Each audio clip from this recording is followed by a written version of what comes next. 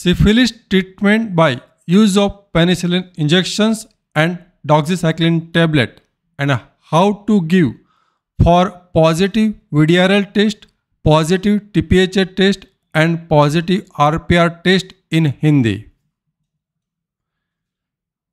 किसको सिफिलिस का इलाज कराने की ज़रूरत है? क्या सिफिलिस मिट सकता है? क्या इंजेक्शंस के बाद VDRL और TPHA टेस्ट नेगेटिव हो जाता है? कैसे पता लगाए कि सिफिलिस मिट गया है कि नहीं? इलाज के लिए कौन से विकल्प उपलब्ध है? डॉक्सीसाइक्लिन टैबलेट और पेनिसिलिन इंजेक्शंस। आपको कौन सा विकल्प चुनना चाहिए? पेनिसिलिन इंजेक्शंस दिलाने के लिए आपको कहाँ जाना होगा?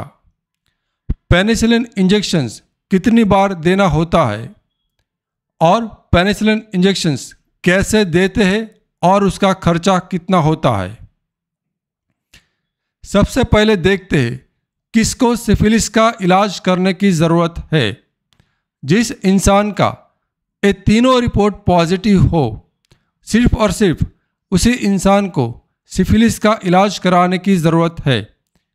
जिसका VDRL रिपोर्ट पॉजिटिव है, दूसरा TPHA रिपोर्ट पॉजिटिव है और तीसरा RPR टाइटर जिसका पॉजिटिव है और टाइटर का वैल्यू भी 1:8 से ज़्यादा होना चाहिए।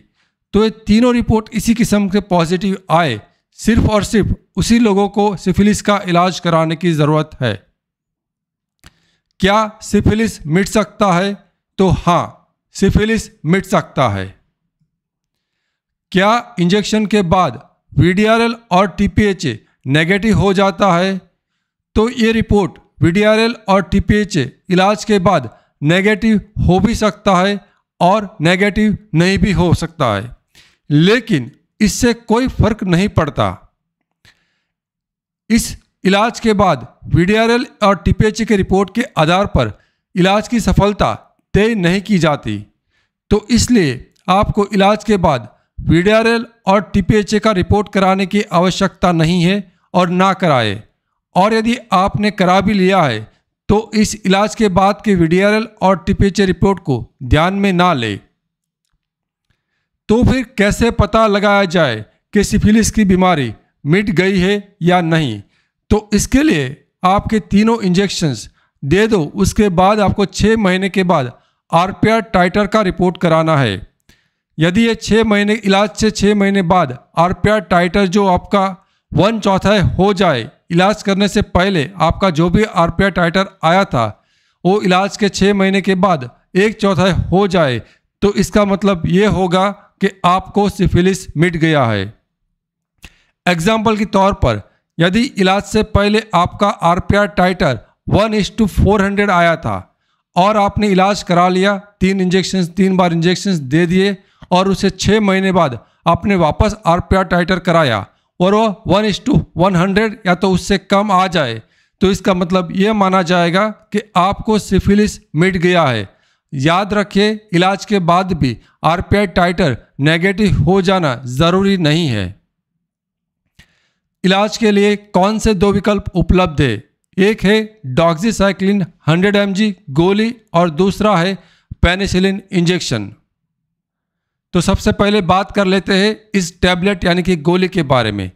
आपको इस गोली से अपना सिफिलिस का इलाज सिर्फ और सिर्फ उसी कंडीशन में कराना है कि आपके वहाँ पर बेंजाथिन पेनिसिलिन इंजेक्शन देने की सुविधा उपलब्ध नहीं हो या तो इंजेक्शन ऑप्शन अवेलेबल नहीं हो, तो ही आपको गोली का इस्तेमाल करना है। अन्यथा आपको इंजेक्शन का इस्तेमाल करना है, क्योंकि सिफिलिस को इलाज करने में और मिटाने में इंजेक्शन ज़्यादा असरकारक है और गोली कम असरकारक है। यदि कहीं पे इंजेक्शंस उपलब्ध नहीं है और गोली से इलाज करना पड़े तो आपको डॉक्सीसाइक्लिन 100 mg की टैबलेट लेना है। दिन में 2 बार लेना होगा, एक सुबह में और एक रात को खाने के बाद, और ये गोली आपको 14 डेज यानी कि 14 दिन तक चलाना है। दूसरा ऑप्शन है injections benzathine penicillin 12 lakh unit यानी कि 1.2 मेगा यूनिट। आपको कुल मिलाकर 3 बार इंजेक्शंस के लिए हॉस्पिटल का विजिट करना रहेगा और हर विजिट में आपको 2 इंजेक्शंस लगाए जाएंगे। तो कुल मिलाकर आपको 6 इंजेक्शंस लगेंगे 3 विजिट में। अब ये इंजेक्शंस दिलाने के लिए आपको कहाँ जाना है?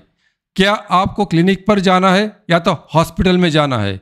तो याद रखिए, छोटे क्लिनिक जहाँ पर इमरजेंसी हैंडल करने की सुविधा उपलब्ध नहीं है, आपको पेनिसिलिन का इंजेक्शंस क्लिनिक में नहीं दिलवाना है। आपको पेनिसिलिन का इंजेक्शंस देने के लिए सिर्फ और सिर्फ हॉस्पिटल का पसंदगी करना है। अब क्या ये इंजेक्शंस गवर्नमेंट और प्राइवेट दोनों किस्म की हॉस्पिटल में दिया जाता है? तो इसका जवाब है हाँ, गवर्नमेंट और प्राइवेट दोनों किस्म की हॉस्पिटल्स में ये इंजेक्शंस दिया जाता है। सबसे पहले बात करते हैं, यदि आप गवर्नमेंट हॉस्पिटल में इस इंजेक्शन को देने के लिए जाना चाहते हो तो आप इन दोनों में से किसी भी एक डिपार्टमेंट को विजिट कर सकते हो। एक है स्किन डिपार्टमेंट यानी कि डर्मेटोलॉजी डिपार्टमेंट, चमड़ी का विभाग, और दूसरा है जनरल मेडिसिन यानी कि मेडिसिन डिपार्टमेंट होता है वहाँ पर।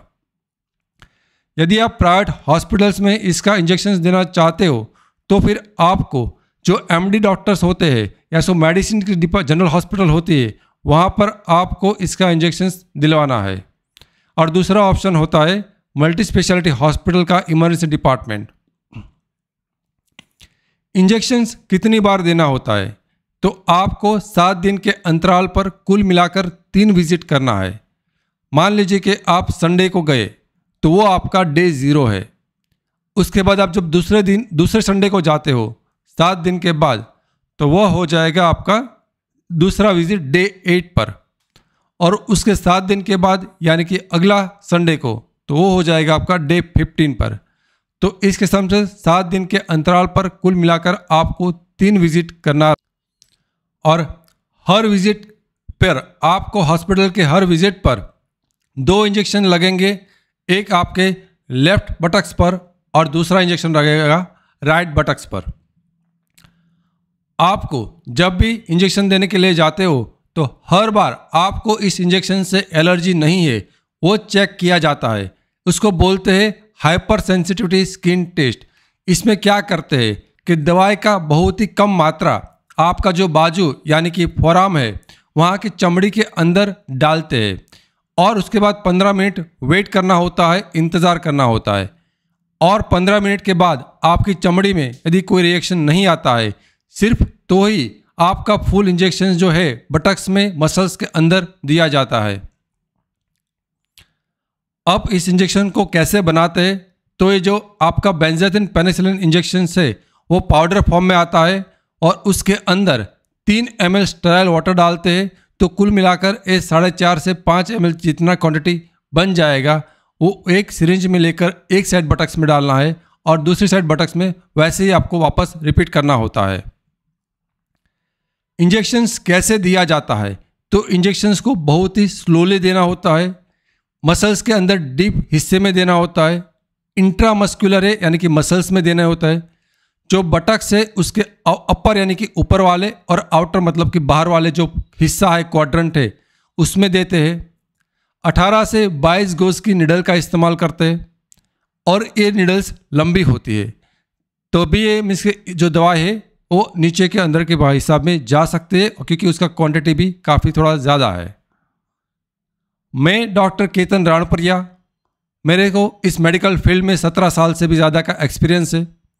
अभी तक मैं 12,000 से भी ज़्यादा पेशेंट्स का इलाज कर चुका हूँ और मैं HIV, सिफिलिस और हर्पीस में मेरा स्पेशलाइजेशन है। यह चैनल्स एक क्वालिफाइड एंड एक्सपीरियंस डॉक्टर यानी कि मेरे द्वारा चलाई जाती है। इसे यहाँ पर जो भी इंफॉर्मेशन है वो साइंस पर आधारित है और इस चैनल्स को लाखों लोग विश्वास करते हैं। तो यदि आपको ये वीडियो पसंद आया है तो इस वीडियो को लाइक करें।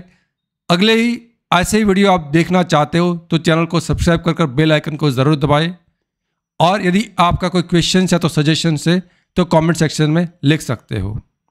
और यदि आप मेरे से ऑनलाइन कंसल्टेशन करना चाहते हो तो यहाँ पर जो व्हाट्सएप नंबर दिखाया गया है उस व्हाट्सएप नंबर पर आप मैसेज कर अपॉइंटमेंट बुक कर मेरे से फ़ोन पे ऑनलाइन कंसल्टेशन कर सकते हो।